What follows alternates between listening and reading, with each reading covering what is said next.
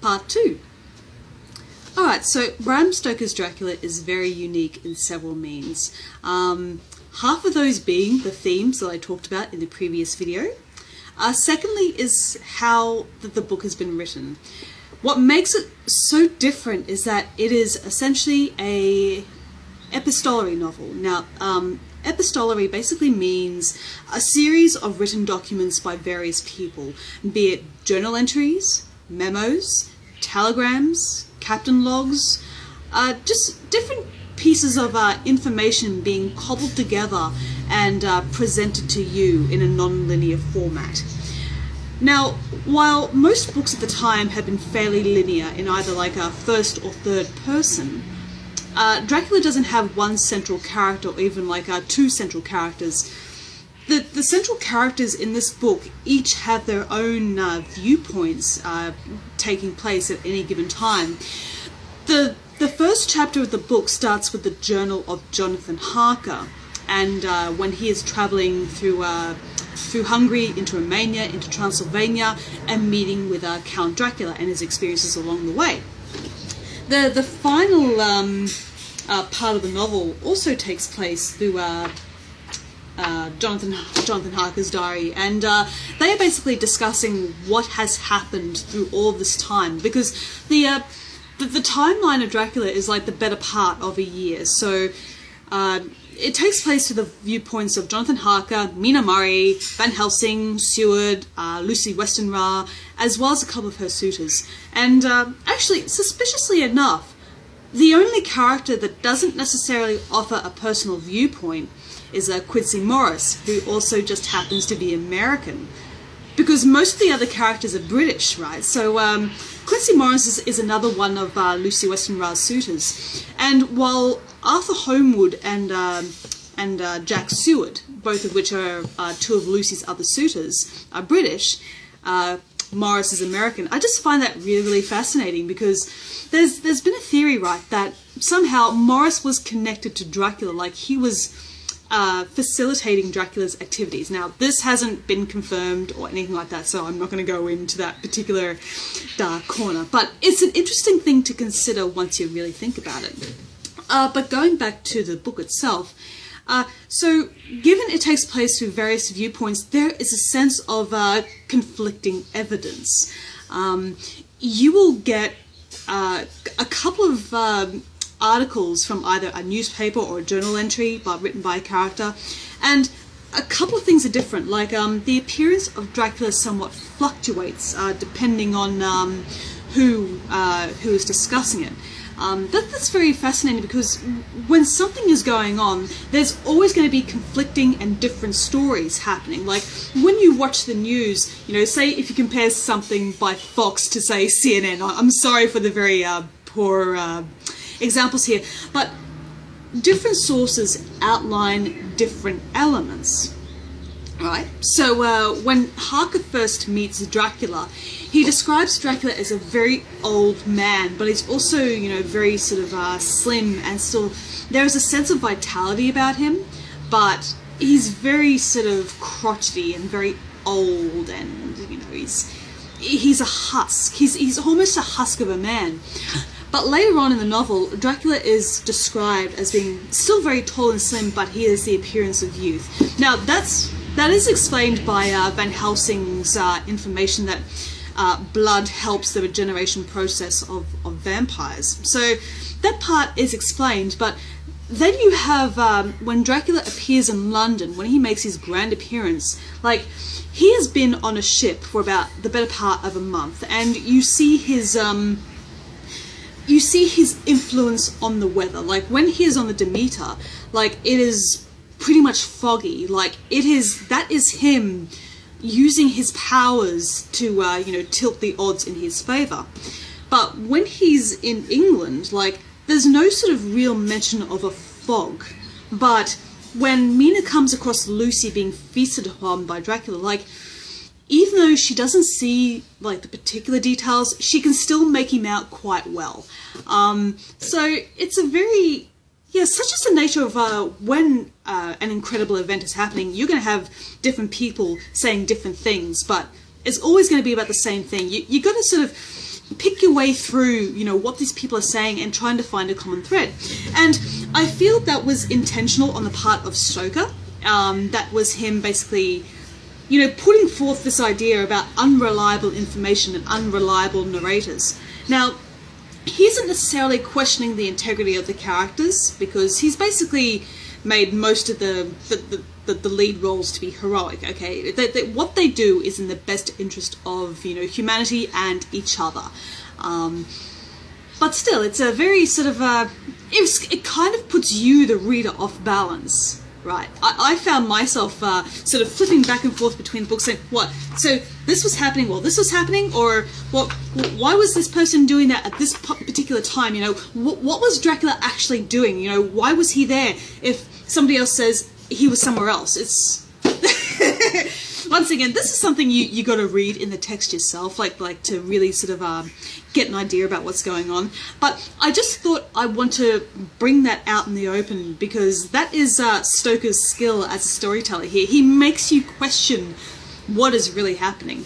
One of my favourite parts of the book is in the captain log of the Demeter as it's going across the ocean from Bosphorus to... or not Bosphorus, but from Transylvania to England. And this is what the man writes, because at this point, Dracula is starting to really call upon the weather, and his presence has been noticed by some of the crewmen, but he's never officially been seen by anybody else. It's only like usually one person at a time who is able to see Dracula at any given moment. So here we go. On 17th July, yesterday, one of the men, Olgarin, came to my cabin and, in awestruck way, confided to me that he thought there was a strange man aboard the ship. He said that in his watch he had been sheltering behind the deckhouse as there was a rainstorm, when he saw a tall, thin man, who was not like any of the crew, come up out of the companionway and go along the deck forward and disappear. He followed cautiously, but when he got to bows, found no one, and the hatchways were all closed. He was in a panic of superstitious fear, and I am afraid the panic may spread. To allay it, I shall today search entire ship carefully from stem to stern. It's a very, very quick entry, but when you think about the dark, shadowy version of Dracula, like crossing the deck in the middle of this weather, it's kind of chilling. Like, that's another great thing about Stoker's writing, is that he doesn't go overboard, so to speak, when he is discussing something that is of supernatural nature. It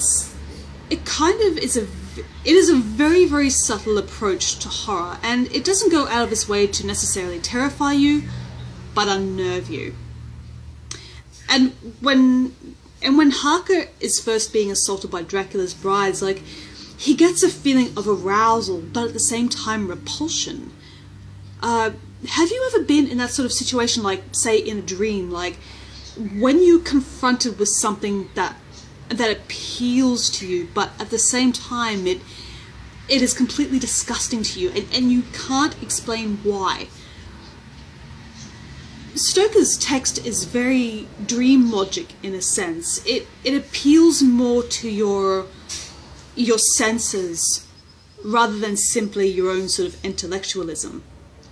And there's quite a few entries in this story, or when I say entries, I mean journal entries and whatnot, when a character explicitly discusses how they are feeling when they see or hear something that's out of the ordinary.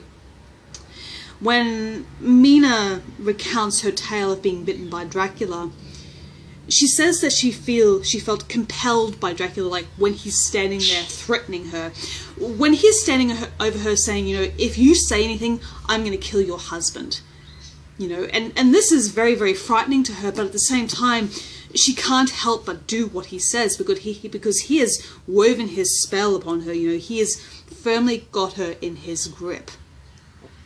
And what's really interesting about that whole bite scene is that when the other men come in, like Van Helsing, Seward, and Homewood and Morris, they see Dracula like pressing Mina against his breast and making her suck his blood. And you also see Harker lying to the side, and he looks like he's in a stupor. He's off with the fairies, and it's a very sort of controversial sort of scenario once you think about it. What these guys are seeing essentially is cuckoldery. Mina is being paired off by this other strange, virile, powerful man, while her impotent husband is lying there and he's unable to do anything.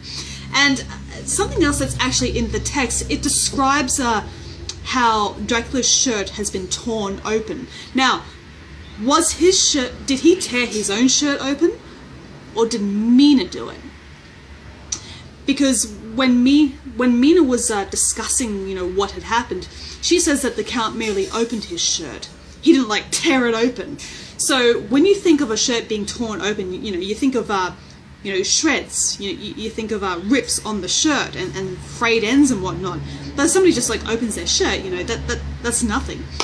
So that was either a descriptive discrepancy by Stoker, or else, once again, there was something distinctly more sexually sinister going on. it's a very sort of saucy moment that makes you go, what is going on here? That sort of thing. Look, what else can I say about this book that hasn't already been said? It is so unique in the way it's told, and although some of its characters can be arguably be construed as boring or undeveloped, you still have to remember we're not actually seeing in-depth character analyses in this text. We're only seeing it from their point of view, or from another point of view of that person in a moment in time, like a photograph. So whatever concerns about character motivation and who they are, I feel it can be understandably dismissed because of the format of the story. But personally, one of my favourite characters in this book is definitely Van Helsing. Van Helsing may not have been the first vampire hunter, but he is one of the most iconic, right? It's in my previous video, when I spoke about Peter Cushing being born on the same day, just in a different year to Dracula being published, that's really crazy, because Peter Cushing would end up being one of the most memorable and most likeable Van Helsings on the screen. And the character of Van Helsing isn't like the weird lunatic that Anthony Hopkins was in Bram Stoker's Dracula. Now, that's not to discredit Hopkins' performance, because that is one of my favourite ones in that movie. But when I think of Van Helsing, I think of a very sort of mostly reasonable man who also has a very comforting presence about him. He's a very